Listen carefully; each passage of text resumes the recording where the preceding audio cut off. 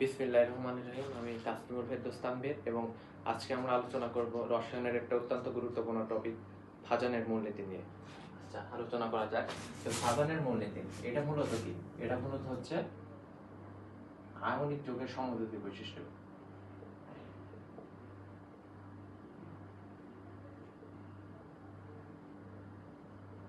Ionic যৌগের সমযোজী বৈশিষ্ট্য। Ionic যৌগের সমযোজী বৈশিষ্ট্য ভাজনের মূলনীতিতে আলোচনা করা হয়, যেটাকে আমরা বলি পোলার আয়ন।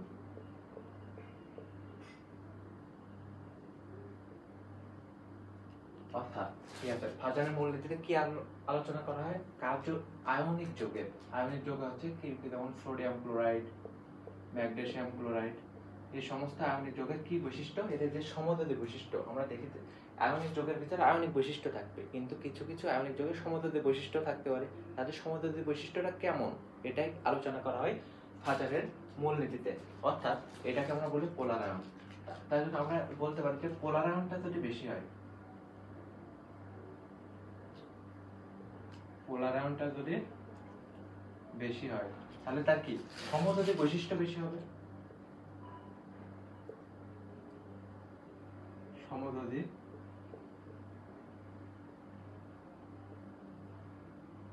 বৈশিষ্ট্যটা বেশি হবে। অর্থাৎ একটা হচ্ছে পোলার আয়নটা যদি বেশি হয়, তাহলে তার সমযোজী বৈশিষ্ট্যটা বেশি হবে। তার মানে কি আয়নিকটা এটা বেশি হবে, আর তার মানে আয়নিকটা কম হবে, আয়নিক বৈশিষ্ট্যটা কম হবে। এটা হচ্ছে মূলনীতি। অর্থাৎ ভাজনের মূলনীতির আয়নিক যৌগের সমযোজী বৈশিষ্ট্য, যেটাকে আমরা বলি পোলার আয়ন, এটা কার বৈশিষ্ট্য? আয়নিক যৌগের কি বৈশিষ্ট্য? সমযোজী বৈশিষ্ট্য আলোচনা করা হয়। অর্থাৎ পোলার আয়নটা যদি বেশি হয়, আমার সমযোজী বৈশিষ্ট্যটা বেশি হবে আর আয়নিক বৈশিষ্ট্যটা কম হবে। এই সমযোজী বৈশিষ্ট্য, আয়নিক বৈশিষ্ট্যগুলো কি কি? যেমন আছে গলনাঙ্ক,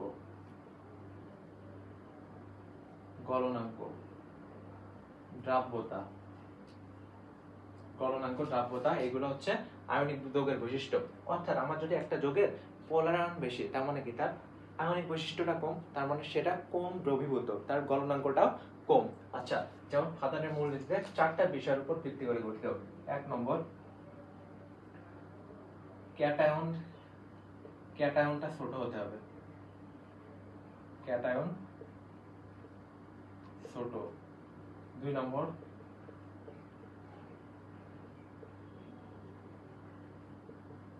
অ্যানায়ন বড়। 3 নম্বর, এই ক্যাটায়ন অ্যানায়নের চার্জটা বেশি হতে হবে, চার্জ যার বেশি সেটাই। আর 4 নম্বর হচ্ছে অবশ্যই এটা ডি অথবা এফ অরবিটালে হলে তার হচ্ছে পোলার আয়নটা বেশি, এফ অরবিটালে হলে তার পোলার আয়নটা বেশি। অর্থাৎ ভাজনের মূলনীতিতে মূলত 4টা বিষয় নিয়ে আলোচনা করা হয়, মানে 4টা বিষয়ের উপর ভিত্তি করে গঠিত। 1 নম্বর হচ্ছে ক্যাটায়নের চার্জটা ছোট হতে হবে, মানে দুইটা ক্যাটায়ন আছে, তার চার্জটা মানে ক্যাটায়নটা ছোট, তার পোলার আয়নটা বেশি। আর যে অ্যানায়নটা বড়, তার পোলার আয়নটা বেশি, তার মানে কি তার সমযোজী বৈশিষ্ট্য বেশি এবং আয়নিক বৈশিষ্ট্যটা মেইনলি কম হয়। আচ্ছা, তো আমরা কিছু জাস্ট উদাহরণের মাধ্যমে আমরা দেখি। যেমন হচ্ছে সোডিয়াম ক্লোরাইড, ম্যাগনেসিয়াম ক্লোরাইড। আচ্ছা, এখন এই এই এই যে এই প্রশ্নটা সোডিয়াম ক্লোরাইড আর ম্যাগনেসিয়াম ক্লোরাইড, কয়েকটা ভাবে প্রশ্ন হতে পারে যে কার প্রথমে তার পোলার আয়নটা বেশি। পোলার আয়ন বেশি আমরা কি পদ নিয়ে আলোচনা করব? ভাজনের মূলনীতি। আচ্ছা, ভাজনের মূলনীতি এখন দেখতে পেলাম আমরা অ্যানায়নটা দেখছি, দুইটাই সেম। সো একটা ক্যাটায়ন আছে সোডিয়াম আর একটা ক্যাটায়ন আছে ম্যাগনেসিয়াম। আমরা জানি যে সোডিয়ামের থেকে ম্যাগনেসিয়াম ছোট, কারণ আমরা জানি একই পর্যায়ে যদি বাম থেকে ডানে যাওয়া যায় তাহলে মানে মৌলটা ছোট হয়ে যায়। আচ্ছা, তাহলে সোডিয়ামের থেকে ম্যাগনেসিয়ামটা ছোট, তাই তো নাকি? সোডিয়াম থেকে ম্যাগনেসিয়াম ছোট, তার জন্য মানে যেটা ছোট হবে তার কি পোলার আয়নটা বেশি হবে, ক্যাটায়নটা ছোট, তার মানে কি ম্যাগনেসিয়াম ক্লোরাইডের পোলার আয়নটা বেশি। ম্যাগনেসিয়াম ক্লোরাইডের পোলার আয়নটা হচ্ছে সোডিয়াম ক্লোরাইডের থেকে বেশি। এটা হচ্ছে কিসের পোলার আয়নটা? তার মানে কি পোলার আয়ন বেশি মানে কি সমযোজী বৈশিষ্ট্যটা বেশি এবং আয়নিক বৈশিষ্ট্যটা কম। অর্থাৎ ম্যাগনেসিয়াম ক্লোরাইডটা কম আয়নিক।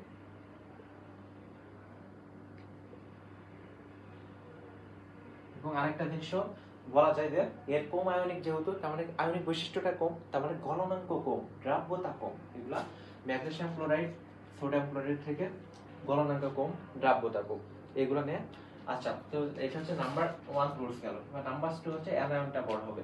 আচ্ছা, আমি একটু মুছে দিই।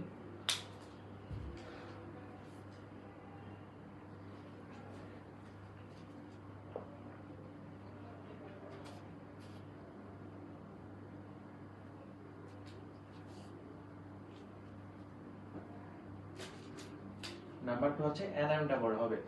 2 নম্বর হচ্ছে যেমন হচ্ছে আমরা কি বলতে পারি যে sodium chloride, sodium bromide.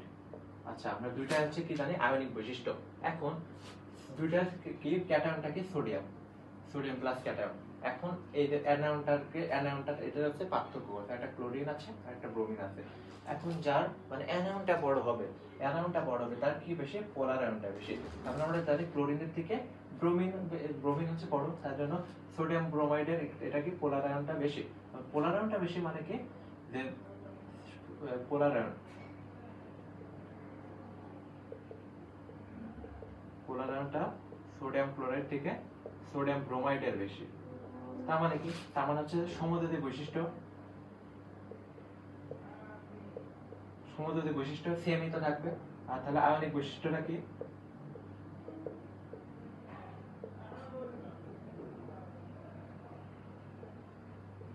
Ionic বৈশিষ্ট্যটা মানে রিভার্স হয়ে যাবে আর কি, সোডিয়াম ক্লোরাইডের বেশি হবে সোডিয়াম ব্রোমাইড থেকে।